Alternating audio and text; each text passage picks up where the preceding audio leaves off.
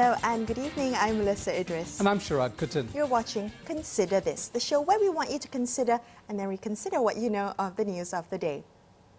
Now let's start with news that the CMCO, the Conditional Movement Control Order for KL, Selangor and Putrajaya, which was set to end at midnight tonight, has now been extended for 2 weeks until November 9th. Now the extension, I think, probably does not come to a surprise, as a surprise to many, myself included. In fact, I think it seems to me that many are quite resigned to the fact that the CMCO would be extended. However, I really think that tonight on the show we should consider the recent comments made by former Health Minister Dr. Zulkifli Ahmad, who's also the head of the Selangor's COVID-19 task force. Now, in a recent interview with Code Blue, Dr. Zul emphasized that lockdowns are a last resort, that lockdowns are just a temporary measure to slow down the virus transmission and to buy time to build capacity, that lockdowns alone will not end the pandemic. Right, Melissa, of course, you know, that time for building capacity came at the start of the pandemic. The question is, at this point in time, what is the purpose? Because the express purpose is to contain the spread of the infection, but it's a question of trade-offs, isn't it, Melissa? Yeah. When we institute these lockdowns, the suggestions by ministers that work from home should be the norm, so on and so forth. That, of course, are ideals. They have a net effect on the economy, and I think the toll or of that or those choices now going to be made might be seen later down, whether enterprises will in fact survive. And I think what Dr. Zul kind of reminds us of are the principles involved in handling the pandemic. Lockdowns, one of a tool, but a tool that needs to be used, as in his words, judiciously. Yes, tactfully and judiciously, if we were to quote him. Now, you're absolutely right, Sharaad. I think lockdowns are implemented at the beginning of an epidemic or a pandemic. The idea is to buy time. This is, in the beginning when healthcare systems are not equipped or are less prepared. But now that we've been dealing with this for, I think, what is it now, 9 months, 10 months now that we've been dealing with this, the idea is that perhaps we're more equipped, and whether that time has been spent to build capacity. One of the things that Dr. Zul, or that one of the experts, medical experts, Dr. Milton Lam, former president of the Malaysian Medical Association, said was that there is no sound rationale for the October 12 announcement of the CMCO, and also to point out that whether the introduction of the CMCO in Selangor, KL and Putrajaya is an admission of failure of other less damaging public health measures that should have been activated earlier, whether this was a failure in terms of clear, unambiguous SOPs, whether this was a failure of better testing strategies, a failure of isolation and quarantine strategies. So these are the things that have to accompany a lockdown, the lockdown being a very last resort. But Melissa, you point to something quite interesting, is the idea that people are resigned. And I'm not sure, I mean, that seems anecdotal, but the question is how widespread it is. I think you're probably right in that, but the question is why?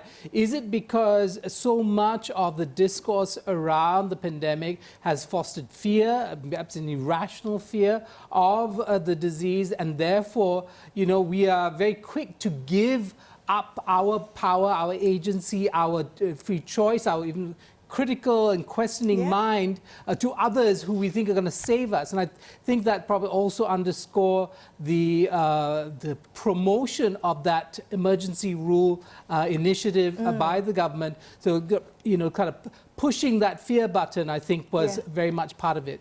Interesting that you brought that up, because, the idea, I think, we have to think about what was the collateral damage from that emergency rule bid. Was, our kind of management of the pandemic used to disguise a political agenda? Was COVID used to disguise a political agenda? And what happened from that, was because there was a lack of trust, because of that trust deficit, and perhaps everybody who became involved in that bid, that failed bid for emergency rule became suspect, and that includes the people who have been doing a good job managing this pandemic. Or at least in leadership positions. Today, the Director General of Health, Tricia Yeoh, was asked about or responded to questions about the veracity of the numbers that that his ministry are putting out, saying that he noted perhaps a discrepancy in people's attitudes. They're willing to believe the numbers if they're low, and then much more suspicious if the numbers are high. Now, I would bet that the numbers are real. The question really is how those numbers are framed, and also what we take away from those numbers. Yes. So many of those numbers now, of course, have to do with the situation in Sabah, and yet the Ministry of Health is saying to us that the system, the capacity, as it were, in Sabah, they're not in danger of collapse. So if that's true of Sabah, then what about the rest of the country, especially in the peninsula, where the numbers are much, much lower? Does it, in fact, justify this extension of the CMSO, which some say is very damaging to the economy? Well, okay, so in the spirit of, being critical and questioning and reconsidering what you know, let's think about this. So yesterday, since the Yang di-Pertuan Agong statement that called for less politicking by all political parties, many have come out to say that they agree with that politicians should stop politicking and instead focus on assisting the people getting through this pandemic. Now, I really think that we should take some time to consider and think through what it means to be politicking. So when politicians raise issues, when politicians object, when politicians are critical and hold to account the powers that be, then that is not politicking, I think. There is a danger of using the Agong's no politicking statement to start being held accountable by other lawmakers. Yeah, it's one of those words that is now going to be used without definition, perhaps used in a polemical sense against others. Many of the people who now are talking about others politicking and how they are acting in a way that's detrimental to the national interest were themselves very quiet when all kinds of political maneuvers were afoot over the last couple of months. So it's a very tricky one, Melissa, but I think it does resonate with people. People want to see something change about the nature of the politics, maybe the instability. But is the solution or the resolution of the instability, in fact, a dampening down of democratic discourse? The emergency decree, if it came to pass, would have been just that. Repression would have replaced democratic debate and open discussion, and perhaps negotiation and trading, a horse trading that we see that we sometimes don't like because it seems to be about personal interest rather than national good. But that is, in some sense, the essence of democracy. And the question is, in calling for less politicking, is that a call to be more sensible rather than, in fact, dampen democratic discourse? Right, and I think you pointed out, it's not about personal interest, and I think that is the key to politicking when it comes to personal interest versus politicking when you are doing your role as an MP, doing your job as a politician. And I think politics played by the rules of the Constitution is definitely what is needed right now. Okay, let's take a quick break. But after this, we're going to speak to some political analysts for their insights of how these next few days will likely play out to Malaysia's political scene. Stay tuned to consider this.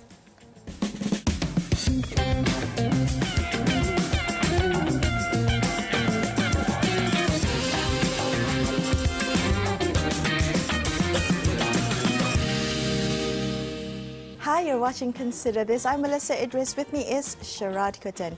Now, at this very moment, the UMNO Supreme Council are in a meeting and will decide tonight on the party's position on its support for the Perikatan Nasional Government and to that of Prime Minister Tan Sri Muhyiddin Yassin. Now, what can we expect going forward? Joining us on the show tonight to share some of his insights, we have the Executive Director of Merdeka Centre, Ibrahim Suffian, better known as Ben. Now, can I ask you, how are you expecting the meeting tonight to end? What do you see as the outcome of tonight's meeting? I think it's going to be a very closely and fought over and intense meeting, because from what we are hearing, these are all hearsay. What we are hearing is that there's basically two directions that the party could go. The party, UMNO, could decide that they want to continue to support Prime Minister Muhyiddin and, continue with the current arrangements with him, but perhaps with better concessions, better accommodation, some sort, moving forward. But there's also another proposal to pull out from government and work with Mr. Anwar Ibrahim. So we can see that it's moving in two separate directions. But I think I also heard that, or understand that the intent of the party leadership is that whatever they decide, they have to go as a group, that they have to stay as a bloc, that UMNO maintains unity with itself. So I think it's going to be an intense meeting because it's going to shape not only the fate of Prime Minister Muhyiddin and the current administration, but also public perception of UMNO moving forward. Ben, do you think that the Prime Minister, having staked his reputation on this, emergency rule gambit, has been kind of fatally weakened? I mean, is his continued leadership of Perikatan Nasional something that we can take for granted? Well, I think no. The reason is because in the Malaysian context, also the current political situation, the two sides that are vying for power and those that currently apparently hold power, the advantage they have is very thin, and therefore he remains relevant. But at the same time, he is weakened in the sense that his bid to gain the emergency has failed, and I think a lot of people are reading between the lines of what the statements, the two statements issued by the Palace Institution yesterday, and are basically, summing up that, well, they have not been able to convince the king, and therefore, they should resign. There are people calling for resignation and so on. But I think what needs to be read into this whole thing is that there is a need for flexibility. There is a need for cooperation at this time of the healthcare crisis, as well as political uncertainty. So, can't rule him out as yet, but I think we have to say that he has been wounded, and I think he needs to shore up his support. He needs allies, and he needs to be flexible as well. Okay, I want to come back, Ben, very quickly to the UMNO meeting tonight. And you mentioned that there are two directions that UMNO can go. Either you continued support for Muhyiddin Yassin or pull out from the Perikatan Nasional Government and support Datuk Seri Anwar Ibrahim. I want to talk to you about the dynamics between those two choices. Where is support, where does support lie within UMNO, and what could tip the scales for those two decisions? Well, I think the UMNO of today is also UMNO of before. I think if we look beyond what has happened over the last 36 hours or so, we do notice that UMNO as a party has been factionalized. There are those around party president Zahid Hamidi. There are others that are more loyal to the present administration. And then there are other groups that want to restore the party. Each have their own relative strengths and weaknesses. And I think where things are tonight, I think it's for UMNO to determine where it wants to go into the future. And I think what it means is also, settling between the pros and cons of the different options. Going with Anwar Ibrahim represents a new direction that UMNO could take. It could, potentially bring UMNO back to the central part, the middle part of the Malaysian political spectrum. But UMNO has image issues, baggage that it has to deal with. And this baggage, is basically the court cases and the controversies surrounding some of the top UMNO leaders. They have to reconcile all of that. But if UMNO decides to stick it out and be with Muhyiddin, it's also, I suppose, something they can live with.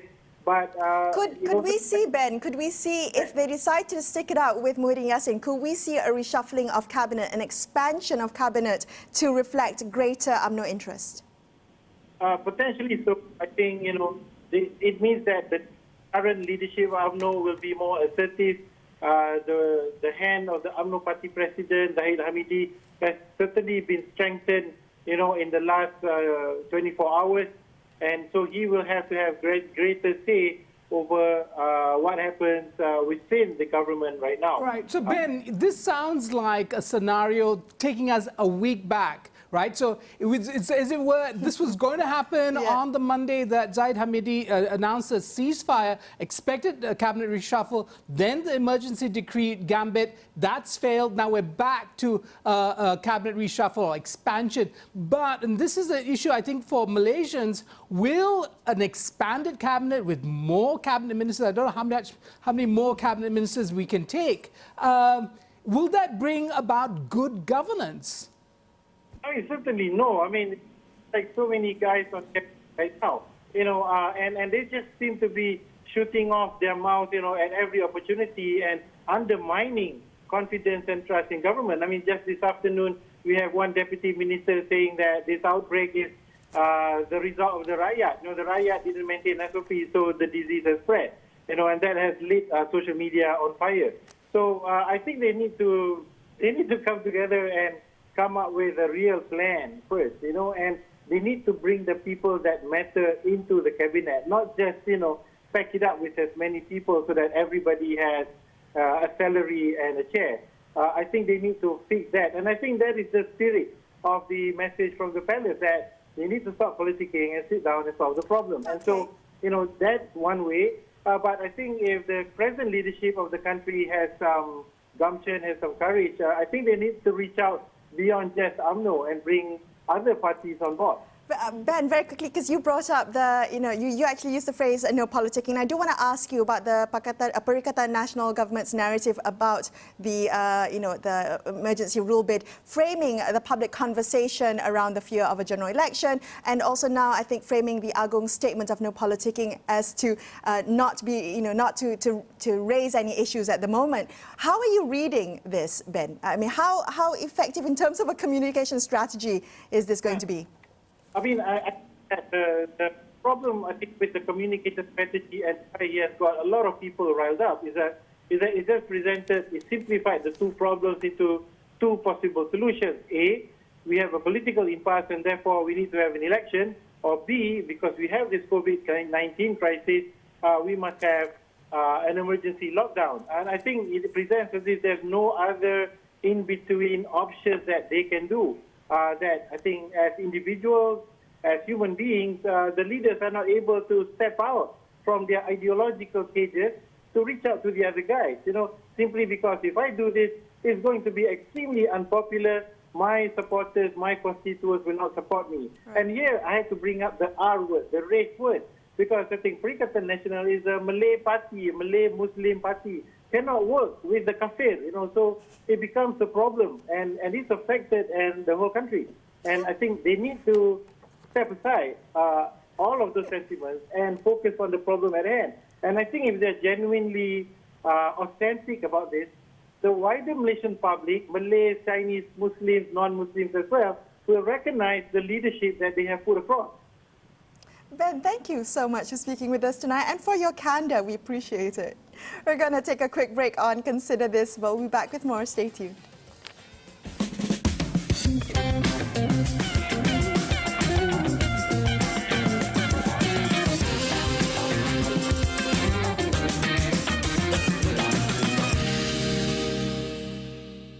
Hi, thank you so much for staying with Sharaad and I on Consider This. As political parties on both sides of the aisle try to renegotiate their positions following Perikatan Nasional's failed emergency rule bid, tonight on the show we're asking how stability can be achieved. Joining us now, we have Tricia Yeoh, CEO of the think tank Institute for Democracy and Economic Affairs, or better known as IDEAS. Tricia, now if I may begin with the statement that IDEAS had recently put out after the recent developments. Now, IDEAS is supporting the use of a confidence and supply agreement, which is a mechanism that has recently been mooted by some, but it's not one that is commonplace in Malaysia. So maybe you can begin there. Why is this confidence and supply agreement term being used now? Help us understand the situation in which this would work. Hi, Melissa. Thanks for having me. Yes, the Confidence and Supply Agreement, CSA, has been mooted by several quarters following the impasse, essentially because I think it's a realistic look at the current situation. You have a situation where Muhyiddin as Prime Minister has now failed his bid for emergency. The AWANI did not agree to that. The alternative is, of course, for him to resign, but we know that that is not going to happen immediately. So without a resignation happening from the Prime Minister, and of course, the democratic route that one would actually want to pursue in normal circumstances would be a general election. However, given the current COVID-19 situation, and we see what has happened after the Sabah state election, and that's just the Sabah state election, if we were to have campaigning within the entire country, then the number of cases would just balloon to an uncontrollable situation that perhaps the healthcare system cannot manage. So, you can see that I'm kind of like going one by one on the different options. And I think the reality is a recognition of the political reality that it's possible that no one political leader actually is able to command the confidence of the majority of MPs. Okay, so one of them is the first thing is to command the majority, but the second thing is also to be able to prove it, and to prove it in such a way that the Agong would be reasonably convinced that one single political leader actually commands a strong majority, not just a small majority, but a strong one. Because if you have a slim majority, then we go back to square one. We go back to the current situation where every time you have a bill that goes to Parliament, it will constantly be in a place where you have to test the majority and whether or not one single leader can do that. Okay, So, Tricia, sorry, can I interrupt you? Yeah, sorry. Can you help us understand what is specific to this confidence supply agreement idea that is about the current situation? Is it the idea that any government will be a minority government? It will not be able, as you say, to shore up its strength in any kind of permanent sense, and so it needs to reach out to the other side of the aisle for governance issues. That's right. So it's a recognition that because there's no one leader that has the command of the majority, yet business of government still needs to continue. There are things that need to be decided upon, policy decisions, and the most important policy decision of the year, of course, is the annual budget. So the annual budget is a major document that determines the public expenditure of the entire country, of all the ministries, of all government agencies, starting from the 1st of January 2021. And unless you pass that in Parliament, then starting from the 1st of January 2021, the government will essentially not have the necessary expenditure that it needs, especially during a crucial time like this, to spend on the public. Okay. And so that is the major implication. Well, so that is what a CSA is. Okay, However, so Ideas is supporting the concept of the CSA, Confidence and Supply Agreement, but you say it's conditional upon three things: transparency, no patronage, and no working with those who have criminal charges. I mean, is this idealistic in a Malaysian setting? I think it is idealistic, but there are still some ideals that we need to uphold, right? So short of saying, okay, everyone drop everything, go into an election now, or short of saying, okay, the current government resigns. So we know that's not going to happen. So I think we've also taken a step back from the ultimate ideals, and we are saying that, okay, fine, go ahead and make those compromises, deal with different MPs from across the divide, but exactly as you say, I mean, it has to be conditional on at least some conditions, right? So firstly, whatever agreement you decide upon, you have to be transparent with the public. Tell us what are the deals that you are making, and you cannot compromise on that. So we need to know. We need to know what's being put on the table, what is being bandied about. And number two, it must be oriented towards policy and not patronage. It should not be in the exchange of, okay, I'm only going to do this because I'm going to be given this number of seats on the board, of GLCs, or I'm going to be given, my party is going to be given, X number of chairmanship on the GLCs as well. So it has to be policy oriented. But Tricia, can I ask, because we have so little time, that in fact that has been the practice over the last 7 months, and the Perikatan government essentially has a bloated cabinet, lots of positions been given out. What stops them from going down that route and just expanding some more? Bring in those individuals who will give them support on the basis of those positions. Just for stability.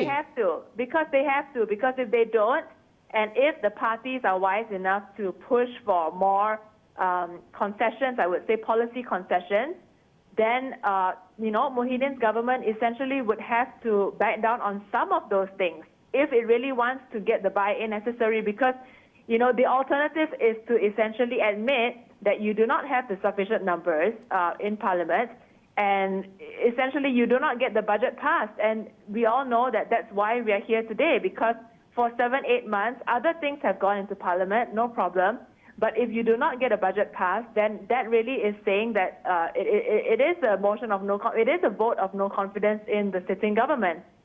So that is the reason. Right. Tricia, thank you so much for speaking with us tonight. Unfortunately, that's all the time we have. We appreciate your insights. Now, that's all for this episode of Consider This. I'm Melissa Idris. And I'm Sharaad Kuttan, signing off for the evening. Thank you so much for watching, and good night.